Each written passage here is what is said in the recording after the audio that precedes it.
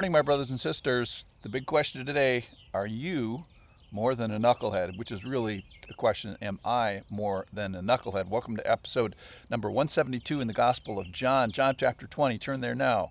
So I've been mad at Thomas all yesterday and this morning because he's been given credit for being a good doubter, sort of this la-di-da, I'm just struggling with my faith a little bit kind of doubt, sort of genuine, faithful doubting, asking real questions, willing to consider other viewpoints, like humble asking.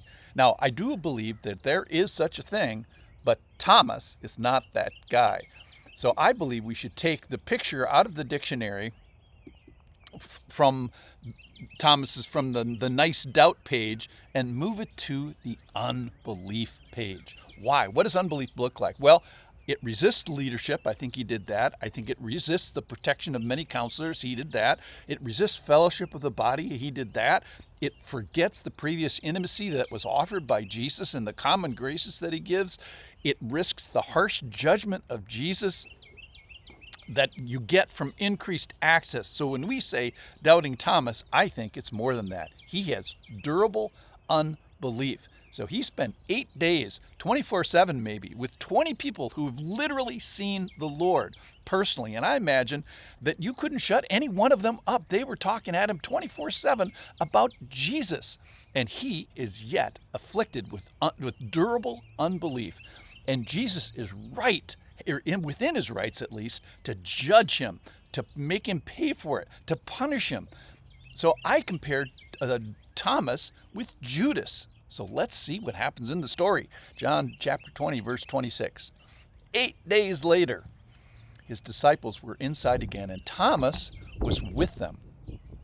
Although the doors were locked, Jesus came and stood among them and said, "Peace be with you." Then he said to Thomas, "Put your finger here and see my hands. Put out your hand and place it in my side. Do not disbelieve, but believe."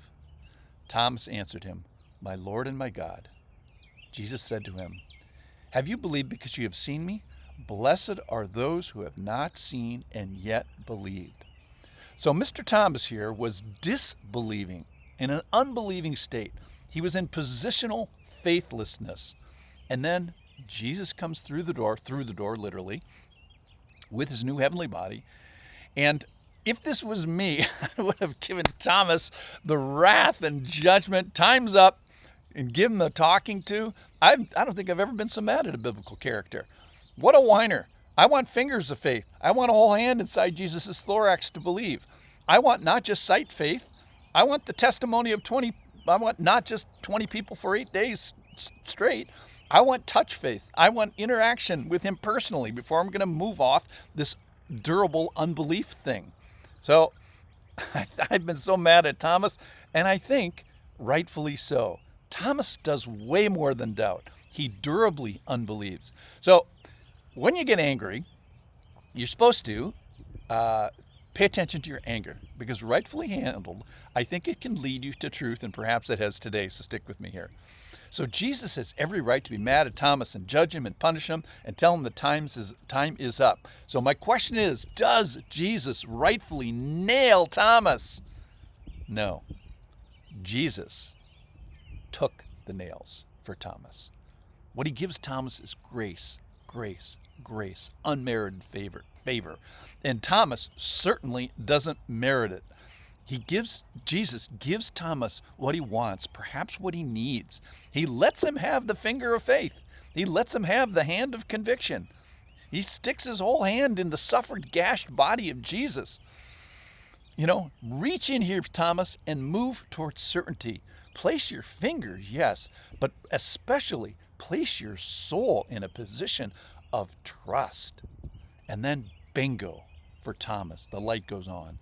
My Lord and my God. And this is from the durably unbelieving Thomas. And then Jesus tells us what this whole scenario has been about. He's always the teacher. And he says, "Have you believed because you've seen me? Blessed are those who have not seen and yet have believed." So the whole Bible, in a sense, is about belief before sight. It's the definition of faith. Faith is the trust in the person of God before the promises of God are evident. It's trust in God's character before the clarity of circumstance. It's being certain of Jesus when all you see is uncertainty. This is the person who is happy in the Lord, favored and fortunate. So if you do not have the durable unbelief of Thomas, then you are blessed. That's what the passage says. So Jesus gives the total 100% knucklehead. In fact, Thomas, in my definition, he's worse than a knucklehead. He has all that he needs for belief, and Jesus is in the belief business. Jesus has mercy on this more than 100% knucklehead, if that's possible.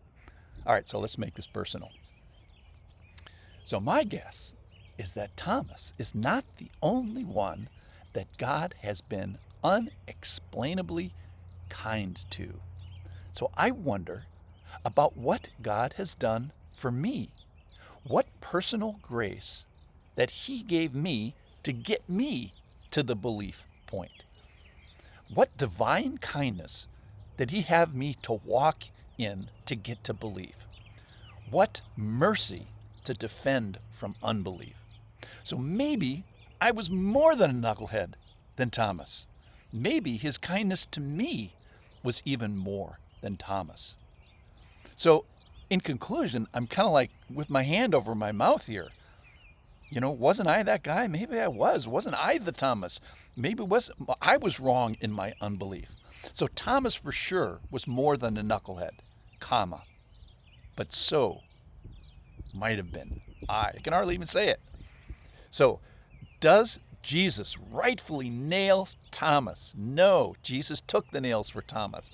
Then does Jesus rightfully nail me? No. Likewise, Jesus took the nails for me. Thanks for listening.